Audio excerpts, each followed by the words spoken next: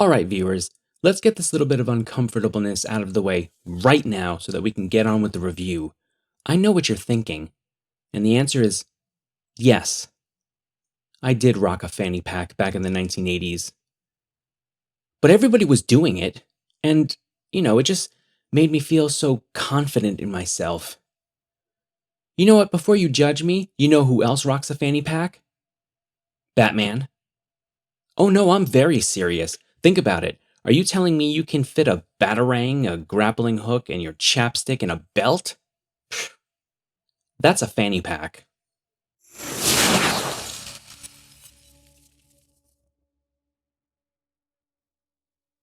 Now, before we get too deep into this review, go ahead and hit the subscribe button for me and turn on notifications. I come out with new content every week.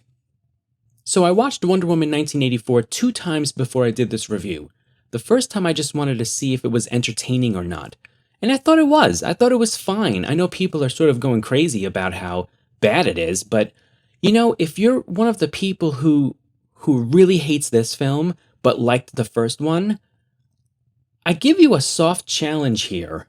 Go back and watch that first film. It's not that good, honestly. It really isn't. There are a lot of flaws that were forgiven in that film because of the charmingness of Gal Gadot and Chris Pine. And, for the most part, it was composed pretty well, but I think upon second or third viewing here of that first film, you might start seeing some of the cracks in that film as well. So let's talk about the acting here for a second.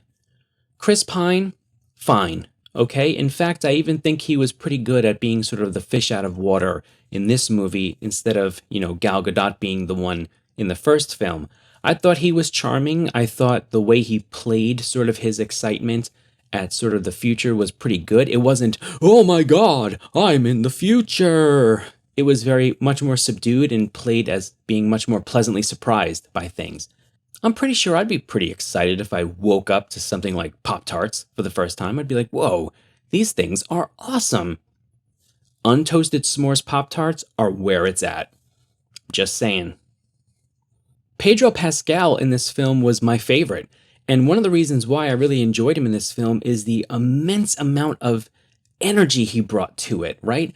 I find a lot of the villains in the DCEU films to just be either so underwhelming or they just look miserable. And I don't mean, that they look evil in the movies or miserable as sort of written characters. I mean the acting just seems miserable. So it was kind of a joy to see Pedro Pascal bring this sort of enjoyment and energy to the role, especially in the second half of the film. Kristen Wiig,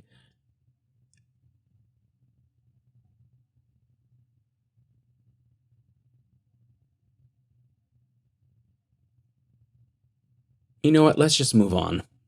On the second viewing of this film, I had a moment of clarity with Gal Gadot's acting here. So in the first movie that she made, I thought that her Wonder Woman was really good. She had such a great sort of presence, in the costume and on in the front of the screen. But I always thought her Diana Prince in that movie was pretty bad, honestly. Very uninspiring.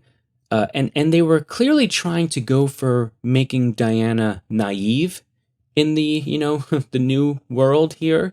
But to me, she just came across more as dim-witted, which I thought was a really big disservice to the character. In this film, however, I like her Diana Prince a lot. I think there's a confidence there that makes sense because Diana is much older. She's experienced, humanity now for quite a while. So it makes sense that she would have developed a kind of perspective of humanity that would allow her to be more comfortable with it. But when it came to her Wonder Woman in this film, yeah, I don't really know what was going on with that, honestly. I found Wonder Woman in this film to be incredibly underwhelming. I don't think that this Wonder Woman would have been able to hold her own with Ares, Steppenwolf, and definitely not Superman. It's almost as if someone went into the code for Wonder Woman, looked up strength, agility, dexterity, all this stuff, and just dropped all the base stats by like 10. And I'm not talking about her powers in relation to the plot. That's a separate thing to me. I just mean the way that Wonder Woman came across in this film in general was sort of underpowered and almost as if they were trying to recalibrate her powers, which doesn't make sense. To me, Wonder Woman in the DCEU should be like one step below Superman. That's it. It doesn't need to be, any lower than that, quite honestly. I have one petty gripe with this film. The frickin' lasso. Am I right? She's standing there and you're trying to watch her to see what she's about to say, and this is what you see. And it was animated so poorly, it looked to me like it was animated by like Ray Harryhausen in like the 30s, like a bad Ray Harryhausen, animation. Yes, I just made a Ray Harryhausen reference. And the invisible jet thing just seemed like, why are you doing this? Why are you doing this? There's no need for the invisible jet here. There's no need for it. It was just odd. Now, on to something positive. Look, I find the DCEU films to be a bit too dark overall. I liked Man of Steel, but it was too dark for me, and there just wasn't enough. There wasn't enough gravitas or movement from the character, I think, from the writing standpoint in Man of Steel to really get me on board loving him. You want to love Superman, but to me it was just didn't move enough. So I applaud them for writing a sort of a strong thematic film. And that's what this is really, right? It's a strong thematic film. You've got themes like creating personal cultures of winning above all else, pursuing happiness to the detriment of others, and you do have a little bit of a nod to commercialism or 80s commercialism, but it's not nearly as much as the trailers sort of let us think it was going to be, which was a good choice. You don't need to add that extra element of commercialism in this film. I think strong thematic presence is important in good superhero films, so I was good with it. So what's our silver lining lesson for this film? Well, I think the main lesson is probably a good one. This idea of being careful what you wish for, right? I've heard some people say that it was done too many times and it's very underwhelming. But you know what? There's a reason why certain themes continually roll back around to us, and it's because they're important. Human beings are a very wishful species, right? We tend to wish that this would have turned out better, or we wish to own that item, that kind of thing.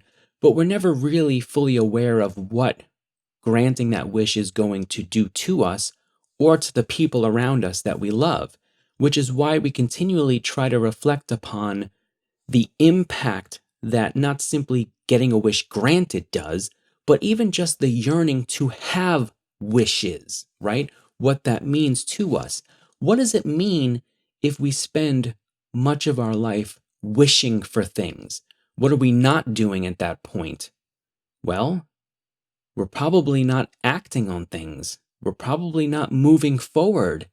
And I think the human being can only spend so much time in a stasis of not moving forward before you start to just feel lost and maybe lose a little bit of humanity, like what we see in the film. So I think it was a good theme, and I think it's a theme worthy of at least 5 minutes of your time in reflection. Do you spend too much time wishing for things when you could spend more time maybe doing or being with others? Take a minute and think about it.